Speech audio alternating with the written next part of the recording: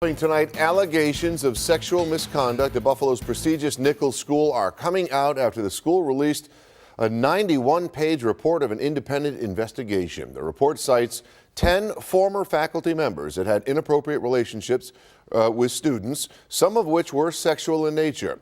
Alumna Elizabeth Russ Moore wrote a letter that spearheaded the whole investigation. She told 2 on Your Side's Claudine Ewing several months ago about the romantic relationship that she had with a former teacher there.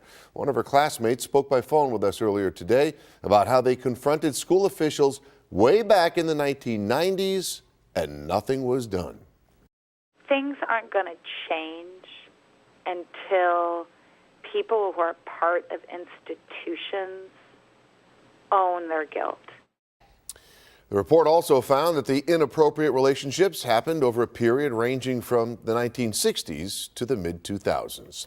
Well, there is an awful lot of information in the report and in the letter the school sent to the alumni. 2 on Your Side's Kelly Dudzik joins us with more on what the school is doing to prevent inappropriate relationships between students and teachers and the status of one of the administrators named in the report. Kelly? Scott and Mariella, one of the 3 administrators named in the report that the school concluded was told about inappropriate relationships is Mary Rockwell. Her name and bio have been scrubbed from the Nichols website. She retired in December. The school told me today that Rockwell left Nichols when she decided to retire and confirmed that she had worked there since 1980. Rockwell was assistant head of schools when the incidents described by the woman you just heard from were alleged to have happened. Abigail Heinrich says she was part of a group that told school officials, including Rockwell, about what was going on. I sent an email to Rockwell's old work email address this afternoon. It did not bounce back to me, and I did not get a response. The school also denied my request to connect me with her. Now, the most recent incident in the report is from more than a dozen years ago. Since then, the school has put many policies in place to prevent inappropriate relationships. We wanted to speak with someone from Nichols Friday about the changes made since the 2000s to, as a letter sent to alumni says, quote, make Nichols a very different place from what's described in the report.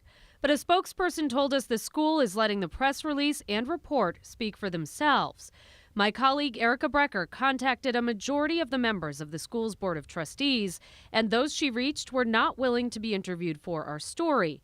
We can tell you that the school says it took guidance from a report released in August by the National Association of Independent Schools and the Association of Boarding Schools detailing best practices to prevent and address educator sexual misconduct. Nichols says many of the practices in the report were already in place.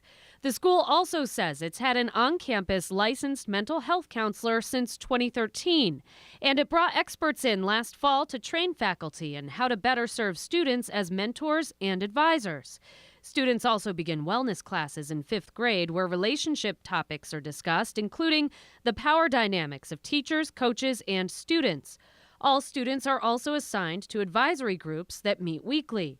Last August, faculty and staff received extensive training in proper student-adult relationships, and the school also works with several foundations that promote sexual assault awareness and domestic violence awareness.